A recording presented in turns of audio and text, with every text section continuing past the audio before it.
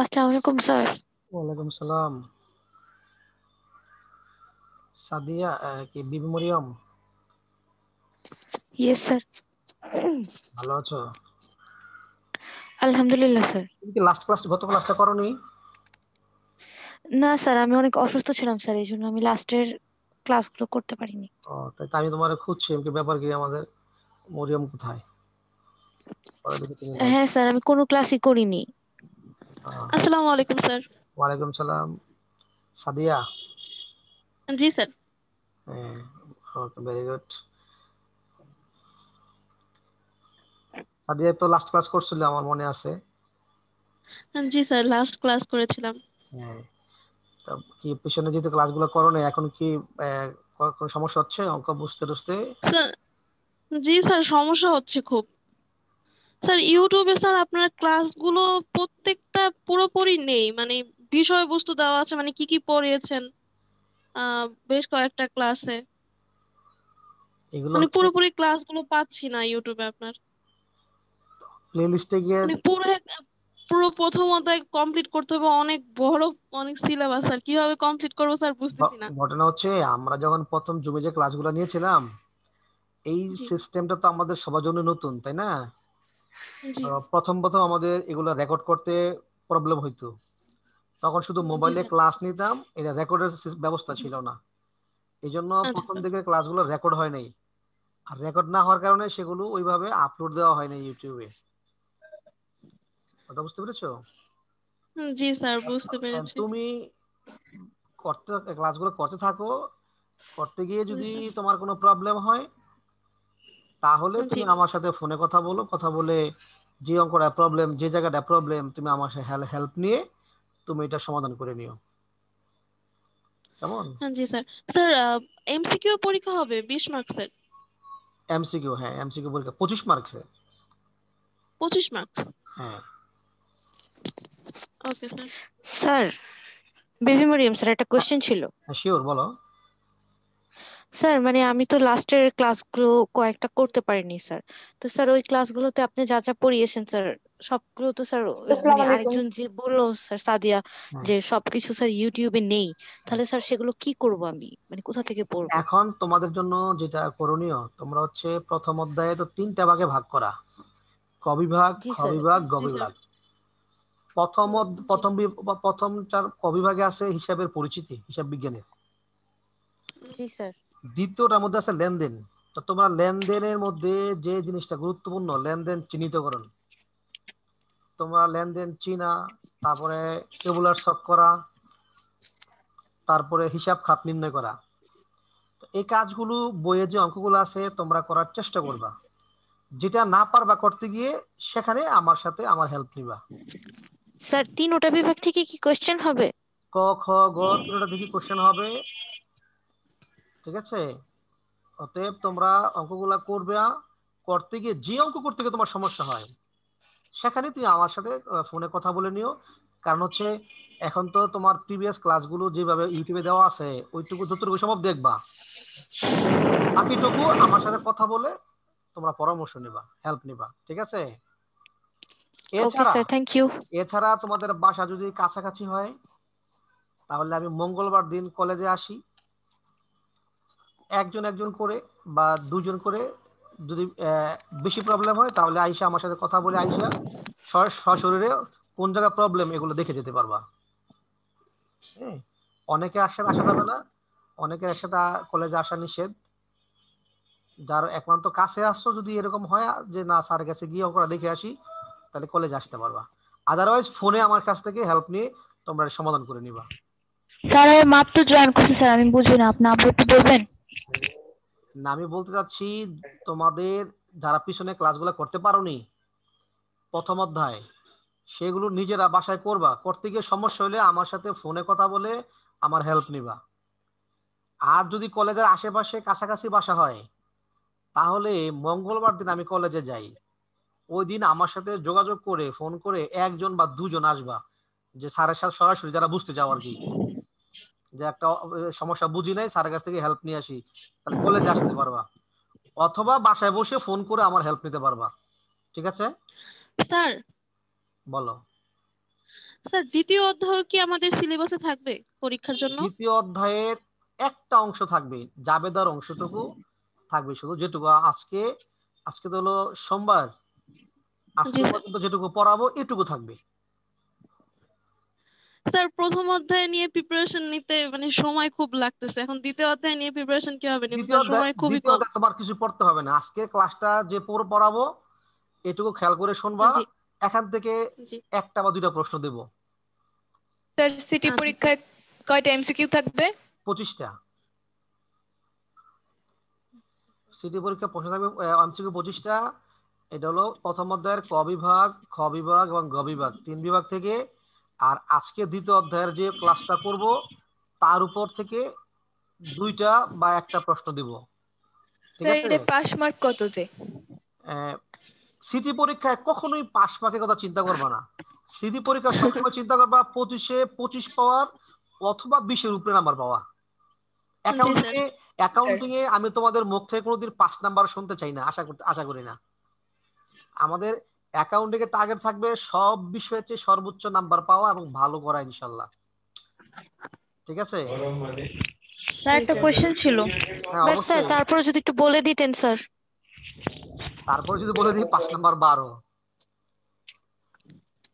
Sir আমাদের তো sir লেখা একটা ছিল স্যার কোশ্চেন 20-এ ছিল। পরীক্ষা হবে। হ্যাঁ স্যার আমাদের তো পরীক্ষার মধ্যে বলা ছিল যে 20-এ প্রশ্ন মানে 20-এর জি স্যার, কোশ্চেন করা হবে, 20-এ পরীক্ষা দিব আমরা, তোমাদের 30 জি মিনিট স্যার সময় এটাই দেওয়া বলা ছিল। হবে। তোমাদের এখানে যে 20 নাম্বার বলা থাকে 20 নাম্বারই হবে। আর যদি স্যার আপনি তো বললেন 25টা এমসিকিউ। আমি স্যারের কাছে যে নোটিশটা দিয়েছিল সেই নোটিশটা এক্স্যাক্টলি আমার এই মুহূর্তে খেয়াল নেই, যদি 20 নাম্বার তোমাদের নোটিশে থাকে তাহলে 20 নাম্বারের পরীক্ষা হবে। আমার যেটা খেয়াল ছিল আগের পরীক্ষা স্যার 25 ছিল, এই জন্য স্যার 20-এ 12-তে পাস। 20-এ 10-এ পাস, 50% মার্কস, আচ্ছা স্যার। 50% মার্কস। হ্যাঁ স্যার স্যার স্যার অনলাইনে একটা কিভাবে কোশ্চেন পরীক্ষা ছিল। হবে যদি বলতেন। কোনটা আবার স্যার বলো? অনলাইনে আমরা কিভাবে পরীক্ষা দিব যদি বলতেন স্যার ভালো হতো। অনলাইনে পরীক্ষা তুমি তো আগের পরীক্ষাটা দাও নাই।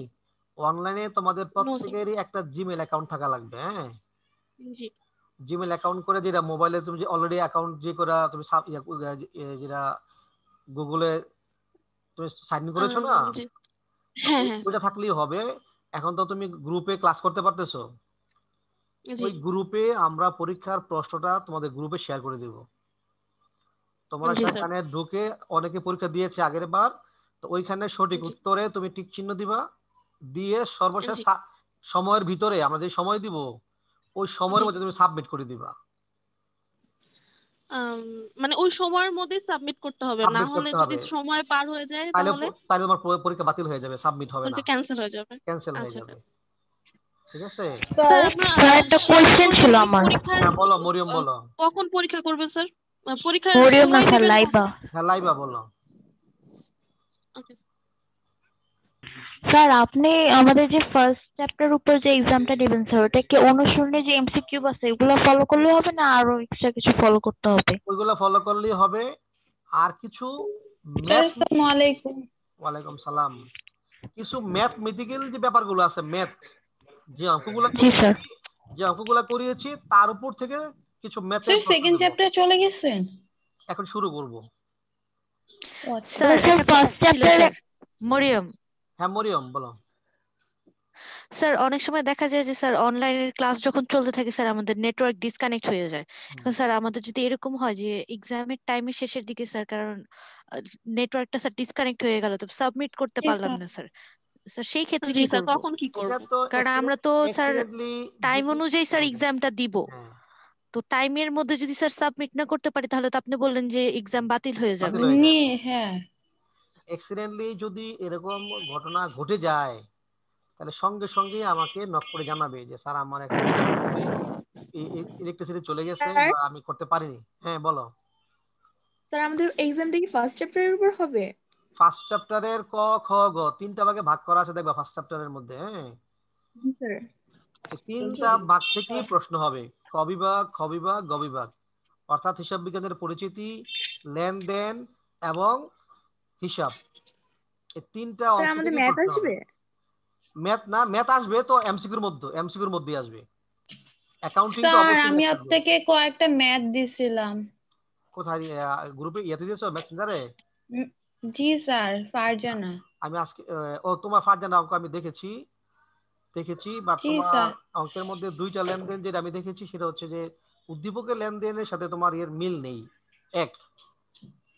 আর একটা ভুল করেছো, একটা ভুল হয়েছে সেটা হচ্ছে যে ওই প্রদেয় বিলের মাধ্যমে ঋণ গ্রহণ। হ্যাঁ, হ্যাঁ, প্রাপ্য নোটের মাধ্যমে ঋণ প্রাপ্য গ্রহণ। নোটের মাধ্যমে না, এটা হলো প্রদেয় নোট। প্রদেয় নোট। প্রদেয় নোটের মাধ্যমে ঋণ গ্রহণ করলে নগদের সাথে যোগ হয়, প্রদেশের সাথে যোগ হয়, তুমি এটা লিখেছো দেখেছি। এর পরের যে লেনদেনটা লিখেছো ওইটা তোমার উদ্দীপকের সাথে আমি দেখেছি একটু গরমিল ছিল। হ্যাঁ, সামান্য ইয়া ছিল। আমি তো ক্লাসের সময় হয়ে গেছে, তোমার রিপ্লাই দিতে জি। পারিনি। আমি পরে ওকে তোমাকে আবার স্যার। রিপ্লাই দিয়ে দিব। আমি দেখেছি তোমার অঙ্কটা। আচ্ছা স্যার। Okay sir. হ্যাঁ, যাই হোক, যেটা বলতেছিলাম তোমাদেরকে যে ফার্স্ট চ্যাপ্টারের 3টা ভাগ, ক বিভাগ, খ বিভাগ, গ বিভাগ, এই 3টা পার্ট থেকে তোমাদের প্রশ্ন দিব। ম্যাথমেটিক্যাল কিছু তো, হিসাব বিজ্ঞানে তো কিছু ম্যাথ থাকবেই এমসিকিউতে এক। আর আজকে দ্বিতীয় অধ্যায় ক্লাস শুরু করব, এখান থেকে 2টা প্রশ্ন থাকবে। এটা তুমি পড়া দরকার নেই, আজকের ক্লাসটা ভালো করে করলেই তুমি এটা অ্যান্সার করতে পারবে। তো তোমাদের হিসাব বিজ্ঞানের সিলেবাস নিয়ে কারো কোনো প্রশ্ন থাকলে আমায় বলো।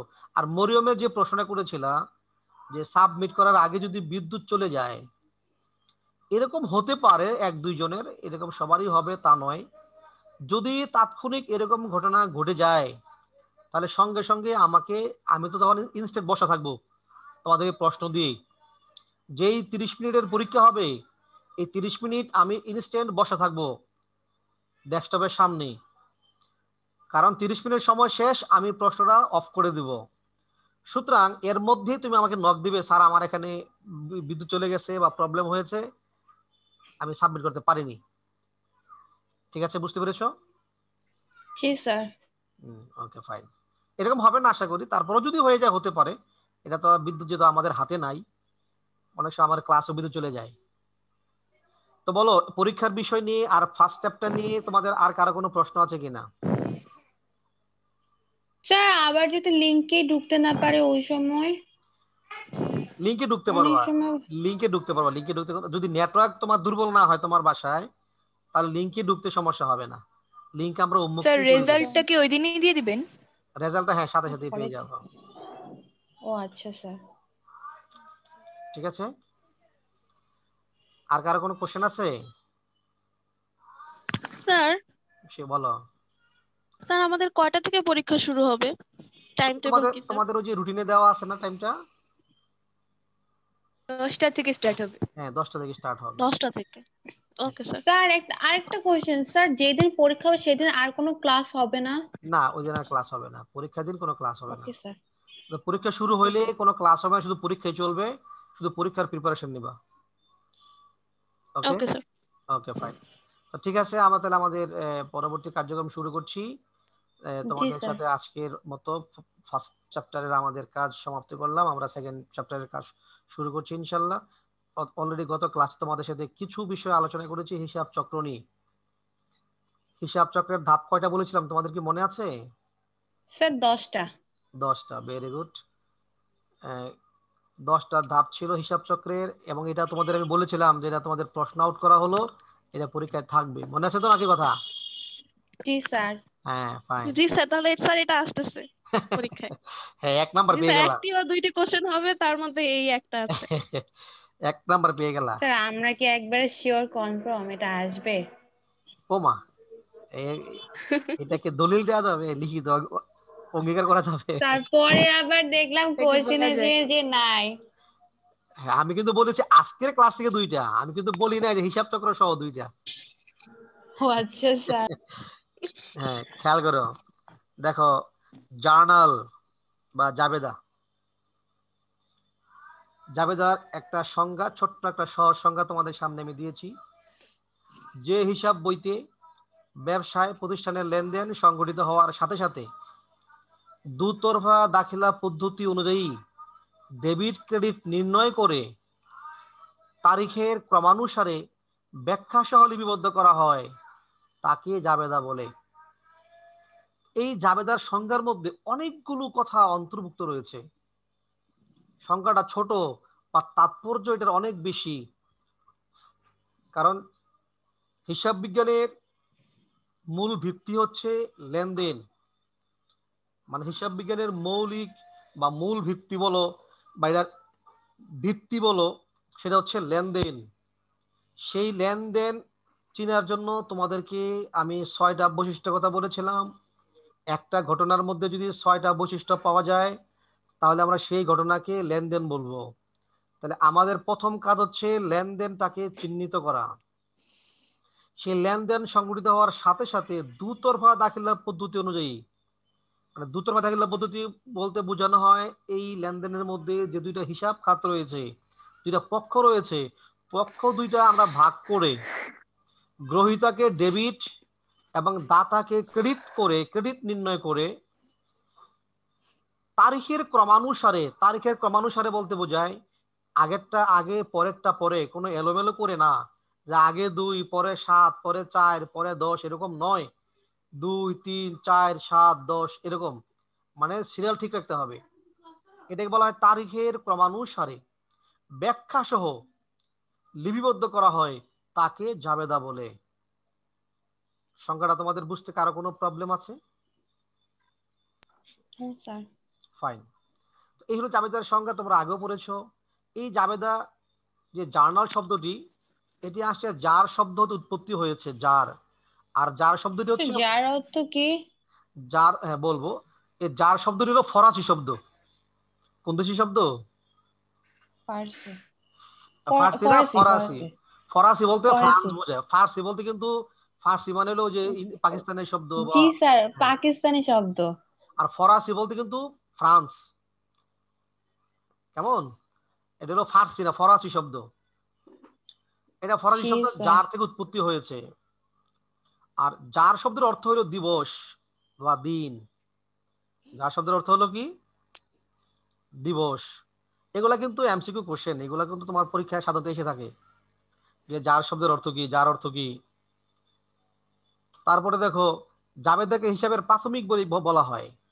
হিসাবের কেন প্রাথমিক বই বলা হয়? এই জন্য বলা হয় যেহেতু একটা লেনদেন সংগঠিত হওয়ার পর তাকে দুতরফা দাখিলা পদ্ধতির ভিত্তিতে ডেবিট ক্রেডিট নির্ণয় করে তারিখের ক্রমানুসারে সর্বপ্রথম সর্বপ্রথম জাবেদা লিপিবদ্ধ করা হয়।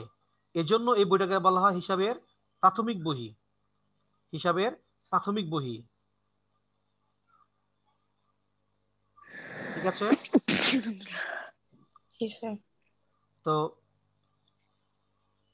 এবং এই হিসাবের প্রাথমিক বহির উপর ভিত্তি করে তার সহযোগিতা নিয়ে আমরা হিসাবের যে পাকা বহি, ফাইনাল যে বই, যাকে হিসাবের ভান্ডার বলা হয়, হ্যাঁ, স্থায়ী ভান্ডার বলা হয়, হিসাব বই রাজা বলা হয়, খতিয়ান, সেই খতিয়ান তৈরি করি কার সহযোগিতায়?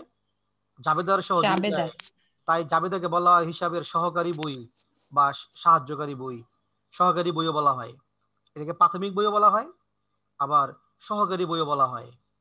তাহলে এখান থেকে তোমরা 4টি প্রশ্ন পেলা। একটি হলো জার্নাল শব্দটি যার শব্দ থেকে উৎপত্তি হয়েছে, যেটি ফরাসি শব্দ। আর যার শব্দের অর্থ হচ্ছে দিবস। আর জাবেদাকে হিসেবে প্রাথমিক বই বলা হয়, জাবেদাকে হিসেবে সহকারী বইও বলা হয়। কথা ক্লিয়ার? এরপরে দেখো জাবেদার শ্রেণী বিভাগ। জাবেদাকে প্রথমত 2 ভাগে ভাগ করা হয়েছে। জাবেদাকে প্রথমত 2 ভাগে ভাগ করা হয়েছে। এর একটাকে বলা হয় তোমার প্রকৃত জাবেদা। একটা হচ্ছে প্রকৃত জাবেদা, আর আরেকটা হচ্ছে বিশেষ জাবেদা। একটাকে বলা হয় প্রকৃত জাবেদা, একটা হচ্ছে বিশেষ জাবেদা। অর্থাৎ লেনদেন সংগঠিত হওয়ার সাথে সাথে আমরা যে হিসাবে ডেবিট ক্রেডিট নির্ণয় করি, প্রাথমিকভাবে সকল লেনদেনগুলো যে বই লিপিবদ্ধ করা হয়, যে জাবেদা লিপিবদ্ধ করা হয়, সেগুলো হচ্ছে প্রকৃত জাবেদা। আর নির্দিষ্ট শিরোনামে নির্দিষ্ট লেনদেন দ্বারা যে জাবেদা তৈরি করা হয় সেগুলো হচ্ছে বিশেষ জাবেদা। এই বিশেষ জাবেদাকে আবার 6 ভাগে ভাগ করা হয়েছে। বিশেষ জাবেদাগুলোকে 6 ভাগে ভাগ করা হয়েছে। যেমন মনে করো ক্রয় জাবেদা, বিক্রয় জাবেদা, স্যার এক মিনিট, প্রকৃত জাবেদা কোনগুলা? স্যার প্রকৃত আরেকবার একটু দিলে। প্রকৃত জাবেদা হচ্ছে যে সকল লেনদেন, মানে বিশেষ জাবেদাও এবং অন্যান্য সকল লেনদেন যে জাবেদা জি লিপিবদ্ধ স্যার। করা হয়, যেখানে কোনো সব আলাদা করা হয় ধরনের না, লেনদেন। সব ধরনের লেনদেন যেখানে লিপিবদ্ধ করা হয়, কোনো যেখানে আলাদা করা হয় না, কোনো বিশেষভাবে ভাগ করা হয় না, হ্যাঁ, লেনদেন সংগঠিত দেওয়ার ওকে। সঙ্গে সঙ্গে মানে প্রাথমিকভাবে যে লেনদেনগুলো লিপিবদ্ধ করা হয় সেগুলো হচ্ছে প্রকৃত জাবেদা। আর বিশেষ জাবেদা হচ্ছে যেগুলো নির্দিষ্ট শিরোনামে নির্দিষ্ট লেনদেন দ্বারা যে জাবেদা করা হয় সেগুলো হচ্ছে বিশেষ জাবেদা। ক্রয় জাবেদা, বিক্রয় জাবেদা, নগদ প্রাপ্তি জাবেদা, নগদ প্রদান জাবেদা, ক্রয় ফেরত জাবেদা, বিক্রয় ফেরত জাবেদা। অর্থাৎ তোমাকে যদি আমি এগুলো একটু ব্যাখ্যা করে বলি, ক্রয় জাবেদা, এর আগে আমি তোমাদের যদি একটা প্রশ্ন করি, ক্রয় কাকে বলে, তোমরা নিশ্চয়ই উত্তর দিতে পারবে। ক্রয় কাকে বলে বলতে পারো?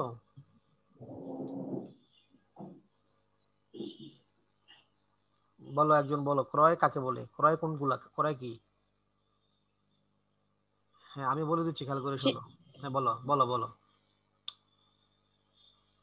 জাস্ট যে পণ্য স্যার সংজ্ঞাটা ভুলে গেছি, আমার মাথায় আসতেছে অর্ধেক। সংজ্ঞা আকারে বলার দরকার নেই, তুমি একটা ধারণা বলো না, একটা মোটামুটি সংজ্ঞা স্যার আকারে।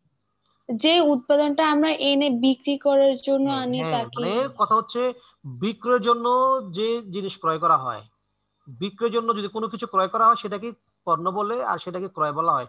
পণ্য ক্রয় করলেই সেখানে শুধু ক্রয় লেখা হয়, অন্য কোনো কিছু ক্রয়ের মধ্যে ক্রয় শব্দ ব্যবহার করা যাবে না।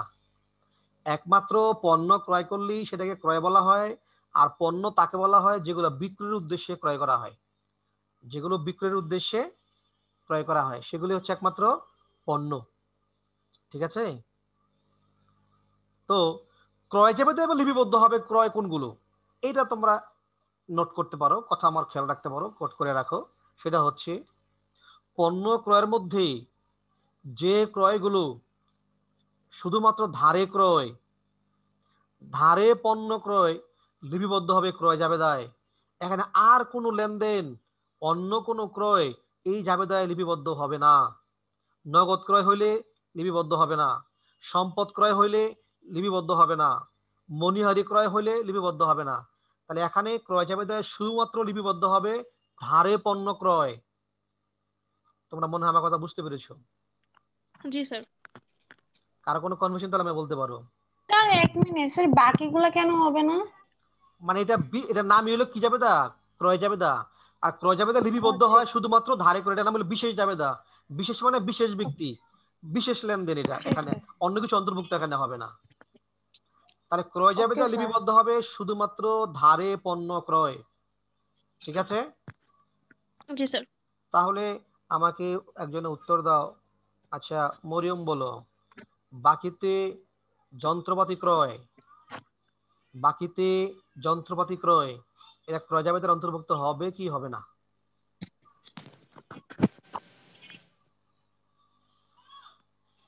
হবে। হবে, ভেরি গুড। ইশরাত মানে ঈশা, ঈশা কি আমাদের সাথে যুক্ত আছো? ঈশা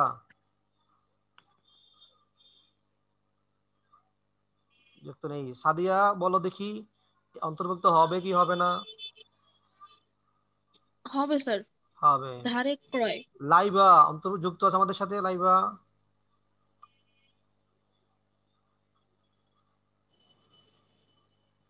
লাইবা নেই? জি স্যার, আমি ক্লাসে আছি। বলতে পারছো না? মুনতাহা বলতে পারছো তুমি? মুনতাহা, মোমো বলতে পারছো? আকশা,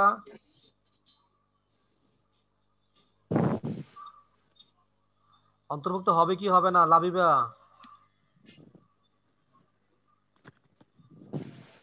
সবাই একমত হবে এই কথার সাথে? সবাই একমত এটা হবে। বলো কিনা? সবাই একমত নাকি? জি স্যার। স্যার আরেকবার একটু স্যার কোয়েশ্চেনটা বলবেন, নেটওয়ার্কের মানে জন্য শুনতে পাইনি। মানে প্রশ্ন ছিল ধারে মানে বাকিতে যন্ত্রপাতি ক্রয়, এটা ক্রয় জাবেদার অন্তর্ভুক্ত হবে কি হবে না? সবাই তোমরা নো স্যার, হবে না। স্যার হবে না। স্যার হবে না? হবে না। এতক্ষণ সবাই বললো হবে, এখন কেউ হবে না, এতে কেমনে হইলো? স্যার আমি তো আগেই বললাম হবে না। কেন হবে না, কারণ কি লাবিবা? এটা যন্ত্রপাতি, সরি স্যার, নেটওয়ার্ক সম্পদ ডিসকানেক্ট এটা। হয়ে গিয়েছিল। হ্যাঁ মরিয়ম, এটা যন্ত্রপাতি ক্রয়, এটা সম্পদ ক্রয়। স্যার আমি বলেছি নওশিন। হ্যাঁ নওশিন, আমি দেখেছি তুমি বলেছো, ধন্যবাদ। জি স্যার। আমি আবারও তোমাদের স্মরণ করে দিচ্ছি কথাটা, খেয়াল করে শোনো। যেহেতু এটা নিয়ে আলোচনা হচ্ছে, জন্য মনে থাকবে। ক্রয় জাবেদার মধ্যে অন্তর্ভুক্ত হবে শুধুমাত্র ধারে পণ্য ক্রয়, শুধুমাত্র ধারে কি ক্রয়, ধারে পণ্য ক্রয়। পণ্য ক্রয়। তাহলে যন্ত্রপাতি কিন্তু জি পণ্য নয়, যন্ত্রপাতি এটা হলো সম্পদ। সম্পদ।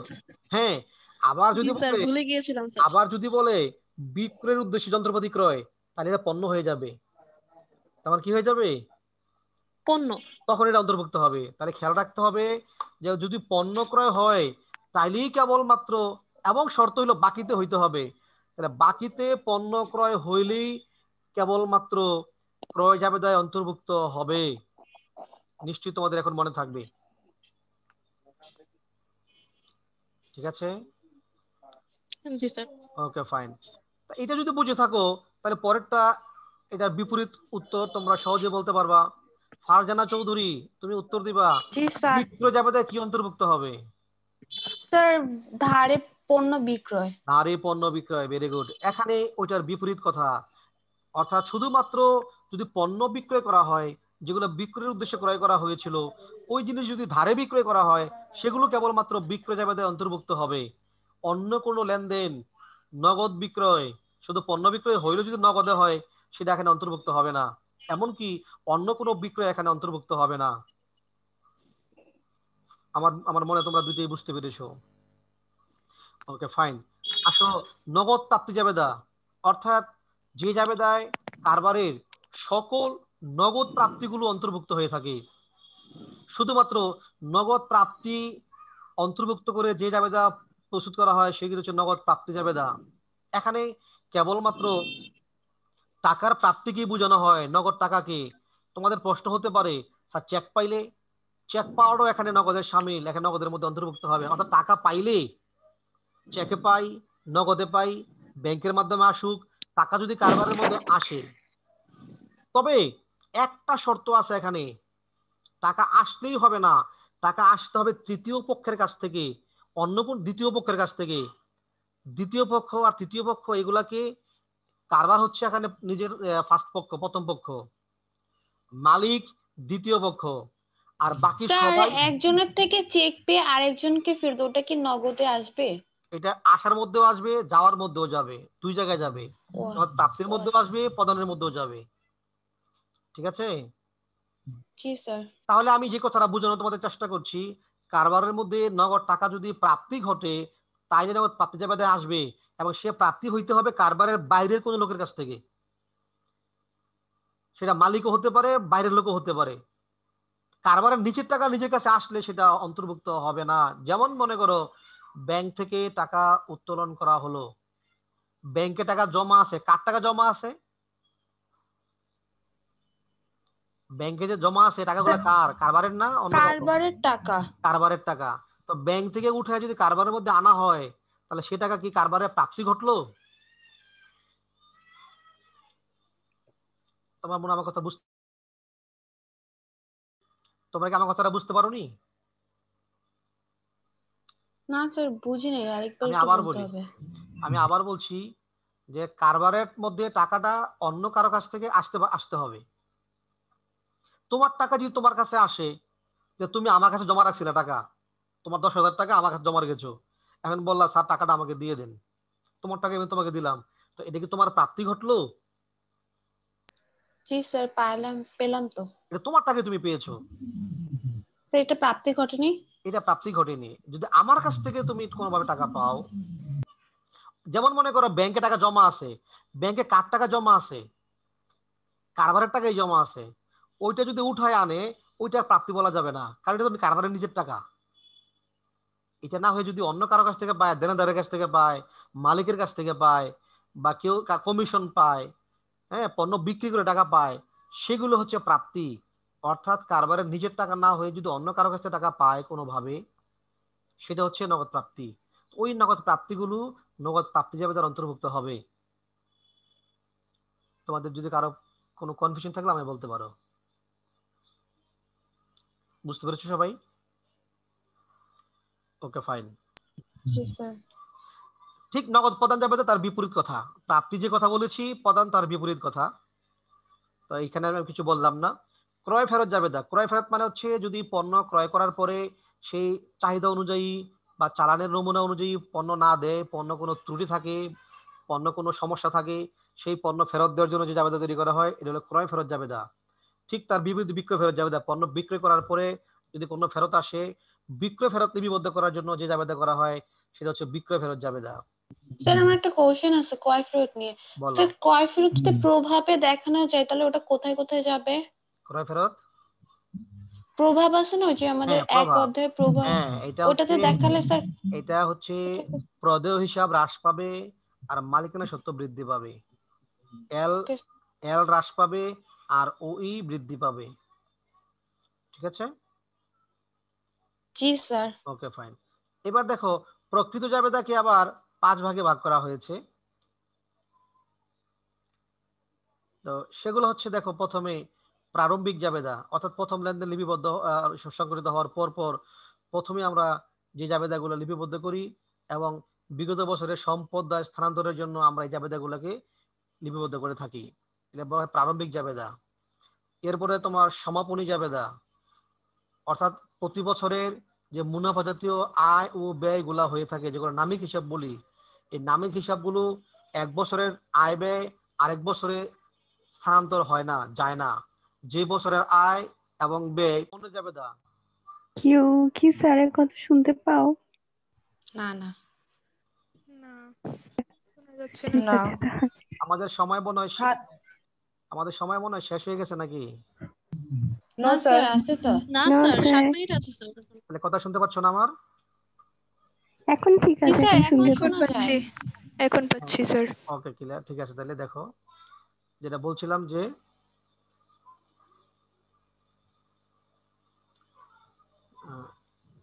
হ্যাঁ, সমন্বয় জাবেদা যেটা বলছিল, সমাপনী জাবেদার কথা কি শুনতে পেরেছো? সমাপনী জাবেদাটা না স্যার। হ্যাঁ, না এটা স্যার, আবার বলছিলাম একটু বলেন স্যার। যে প্রতি বছরে যে আয় এবং ব্যয়গুলা হয়, মুনাফা জাতীয় আয় ব্যয়, যেগুলো নামিক হিসাব, এই নামিক হিসাবগুলো এক বছরের আয় ব্যয় তার পরের বছর স্থানান্তর করা যায় না। যে বছরেরটা ওই বছরই কি করে ফেলতে হয়, হিসাবটাকে বন্ধ করে ফেলতে হয়। তো যে জাবেদার মাধ্যমে আয় এবং ব্যয় হিসাব বন্ধ করা হয় তাকে বলা হয় সমাপনী জাবেদা।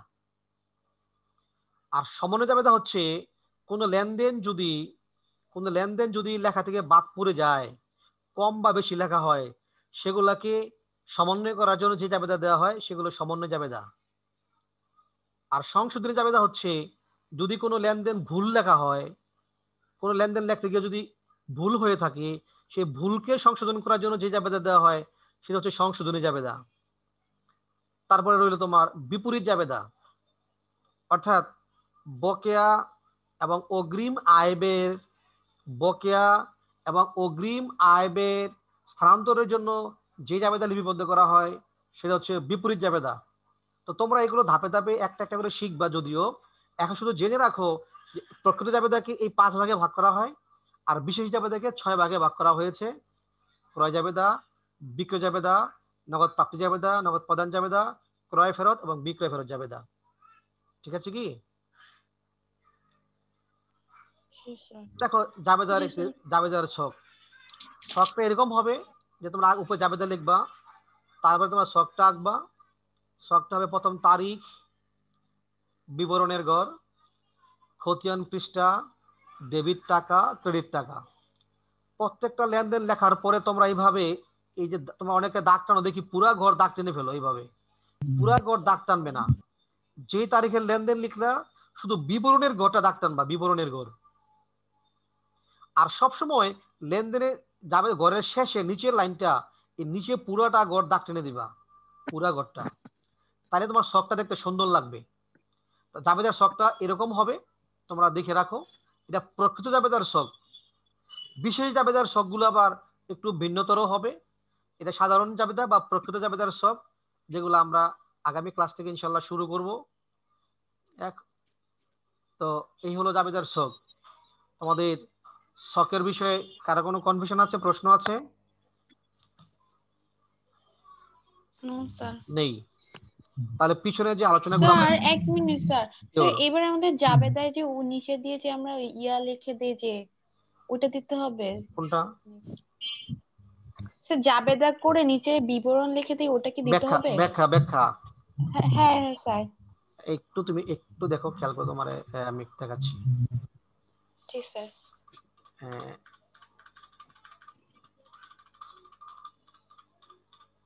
দেখো জাবেদের সংখ্যাটা দেখো, জি সংখ্যাটা স্যার। দেখো কি লেখা আছে, ডেবিট ক্রেডিট নির্ণয় করে তারিখের ক্রমানুসারে কি লেখা আছে, ব্যাখ্যা সহ। ব্যাখ্যা সহ। ব্যাখ্যা সহ। তাহলে জাবেদের মধ্যে ব্যাখ্যা অবশ্যই দিতে হবে। কেমন? Okay sir. যদি পরীক্ষার প্রশ্নে বলে দেয় ব্যাখ্যার প্রয়োজন নাই, তাইলে ব্যাখ্যা দিবা না। Okay sir. আর যদি প্রয়োজন নাই কথাটা না বলে, তাহলে জাবেদার ব্যাখ্যা অবশ্যই দিতে হবে, কারণ জাবেদার মধ্যে ব্যাখ্যা দেওয়া বাধ্যতামূলক। ঠিক আছে? কারণ সংজ্ঞায় কিন্তু বলা আছে যে ব্যাখ্যা সহকারে জাবেদা লিপিবদ্ধ করতে হবে, কারণ ব্যাখ্যা না দিলে সেই জাবেদা নাম্বার তোমাকে পুরোপুরি নাম্বার দিবে না, নাম্বার কম দেওয়া হবে। আর যে দাগটা বলেছি যে বিবরণের ঘরে তোমরা দাগ টেনে দিবা, পুরা ঘর কখনো দাগ টানবে না। শখটা অনেকটাই আমার মতো শখ আঁকবা। দেখো নিচে আমি পুরোটা দাগ টেনে দিয়েছি পুরা ঘর, বাট এই ঘরগুলো আমি পুরা দাগ টানিনি, শুধুমাত্র বিবরণের ঘরে দাগ টেনেছি তারিখ অনুযায়ী। আবারও বলছি, তোমরা শখগুলো অবশ্যই পেন্সিল দিয়ে আঁকবে।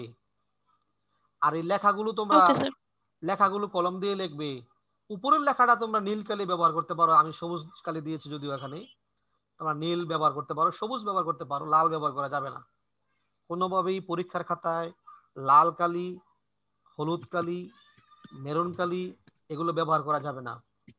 খাতা রঙের চাইতে সঠিক উত্তর দেওয়া জরুরি।